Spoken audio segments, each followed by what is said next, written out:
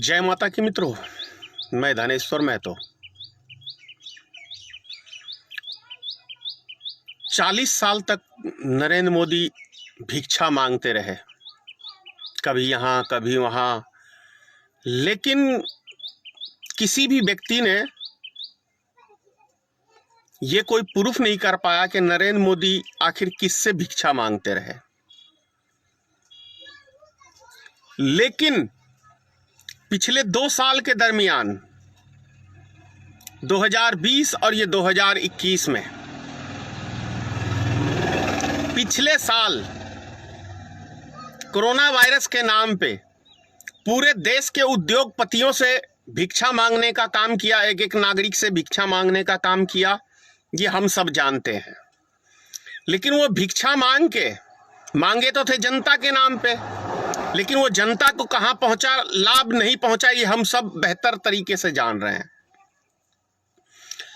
China से भिक्षा मांगा था इन्होंने कोरोना वायरस के नाम पे, ये चाइना का विरोध कर रहे थे। और आप सबको याद होगा पिछले ही साल हमारे बॉर्डर पे को कब्जा भी किया था चाइना ने, हमारे सैनिकों को भी शहीद किया था चाइना ने, किडनैप भी किया था। और उस देश से नरेंद्र मोदी ने मदद मांगा था, $9,000 लिया, लोन या कर्जा या उसकी कहिए सौदेबाजी, क्या कहेंगे।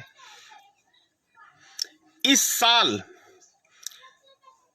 1 साल में जो तैयारी नरेंद्र मोदी सरकार को इस महामारी बीमारी के लिए करनी चाहिए थी, तो 1 साल से अमित शाह की टीम, नरेंद्र मोदी की टीम बंगाल चुनाव जीतने के लिए पूरे 1 साल से ये 5 राज्यों का चुनाव जीतने के लिए तैयारी में कर रहे थे।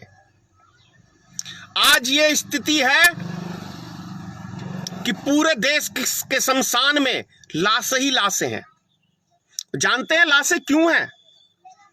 क्योंकि ये सरकार हमें एक दवाई तक उपलब्ध कराने में असमर्थक है।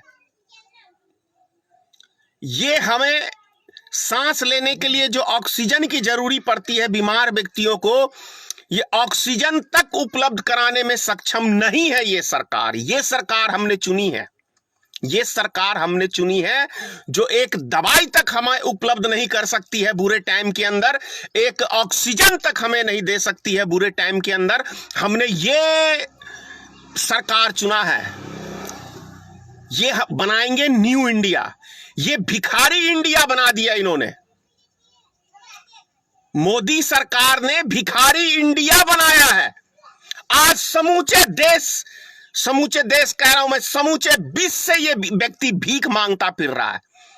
यहां तक बांग्लादेश, नेपाल, पाकिस्तान, शर्म है कहीं नरेंद्र मोदी तुम्हारी टीम के पास, तुम्हारी भारतीय जनता पार्टी के किसी व्यक्ति के पास शरीर के किसी कोने में शर्म लिहाज बचा हुआ है नरेंद्र मोदी? अगर बचा है तो डूब के चिल्लू भर पानी में मर जाओ कि बांग्ला जैसा देश तुम्हें मदद कर रहा है, पाकिस्तान जैसा देश, नेपाल जैसा देश जो भारत पे निर्भर रहता था, आज तुम उस पे निर्भर हो रहे हो। शर्म से डूब मरो, तुमने ये बनाया है न्यू इंडिया। ऐसी सरकार को बेशर्मी की तरह सत्ता में रहने का अधिकार है। ऐसी सरकार, तुमने पिछले साल मुसलमानों को बदनाम करने का काम किया था कि यह कोरोना वायरस मुसलमानों ने विदेश से लाके फैलाया, याद है? तो इस साल जो तुमने झूठ बोला, उसी का प्रकोप पूरा भारत भुगत रहा है। और सबसे ज्यादा हिंदू समाज के लोग भुगत रहे हैं, क्योंकि ये लाशें मुसलमानों की नहीं बिछ रही हैं। ये लाशें शमशान घाट के अंदर हिंदू भाइयों की हैं। हिंदू भाइयों की लाशें बिछ रही हैं, लाइन लगी हुई है लाशों की। ये कुकर्म जो नरेंद्र मोदी तुम्हारी टीम ने किया है, तुम्हारे आरएसएस के ग्रुप ने किया है, एक किसी जाति विशेष को बदनाम करके वो प्रकोप कुदरत का आज हिंदुस्तान की जनता भुगत रही है। ये कड़वी सच्चाई बता रहा हूं। भगवान के घर में जाने से प्रतिबंध लगाने का काम किसी दूसरी सरकार ने नहीं किया है। ये तुम्हारे जैसे शैतानी माइंड हो अमित शाह और नरेंद्र मोदी। शैतान हो ही तुम्हारा रिकॉर्ड ही शैतान का है। तुमने कभी मानवता की नहीं, मानवता तुम हो ही नहीं, मनुष्य तुम हो ही नहीं। तुम्हारा नीचे से ऊपर तक शरीर के अंदर एक एक कतरा जो है वो शैतानी माइंड का है कतरा। तुम जब लाशें ही देखते हो देश के अंदर तभी तुम्हें चैन आता है, क्योंकि इतिहास तुम्हारा वही है। गुजरात से इतिहास उठा के देख लो, तुम्हारा इतिहास ही वही है कि तुम देश को शमशान बनाने के लिए गद्दी प्राप्त किए हो, और वो अभी नजारा देखने को हमें मिल रहा है। समझने की जरूरत है कि ये चुनाव जीतने के लिए पैदा हुए हैं, ये चुनाव प्रचार करने के लिए प्रधानमंत्री बना है, ये चुनाव प्रचार करने के लिए, ये सिर्फ सरकार गिराने और बनाने के लिए बना है, देश चलाने के लिए नहीं है। देश इनके पुरखों ने नहीं चलाया तो ये क्या चलाएंगे? तुम्हारे किसी पुरखों ने नहीं कोई समाज को चलाया तो तुम्हारे हाथ में ये सत्ता मिल गई है तो तुम्हारे बस का कहां है? तुम्हारे दिमाग में तो है हिंदू मुसलमान कचरा। तुम्हारी शासन काल में ना दिल्ली में पिछले साल दंगा हुआ था और तुम ही लोग ने करवाया था दंगा। देश के गद्दारों को गोली मारो सालों को, असली गद्दार तो सालों तुम लोग हो। तुम्हें बीच चौराहे पे अभी गोली मार देनी चाहिए जिस हिसाब से तुम सत्ता चला रहे हो।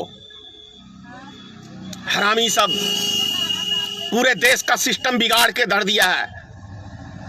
देश का एक एक नागरिक आज कोई अमन चैन से नहीं है। पूरे देश की जनता को दहशत में डाल दिया इस कोरोना वायरस में। और जब ये इतनी महामारी है, हर दिन 3 लाख 4 लाख जब ये मरीज निकल रहे हैं तो इसका मतलब देश में एक एक व्यक्ति को कोरोना हो जाना चाहिए, ऐसा अब्बा उड़ाया है। और जिस परिवार में उस परिवार के एक एक सदस्य को होना चाहिए, नहीं है ना।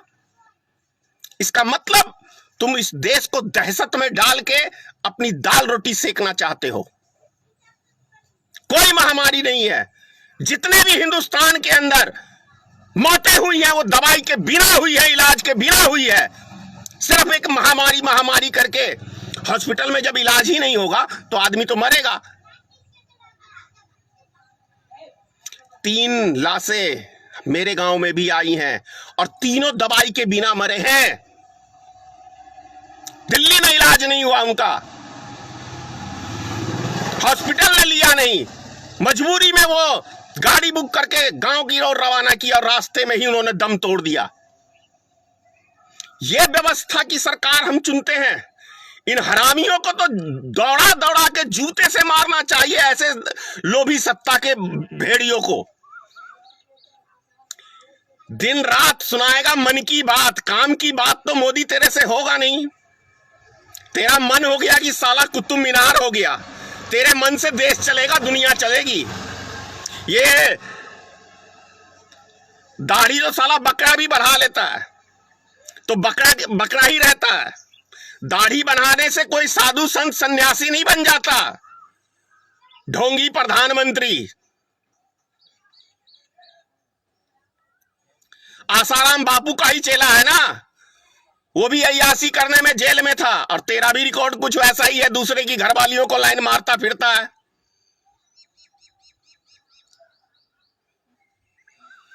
जय हिंद।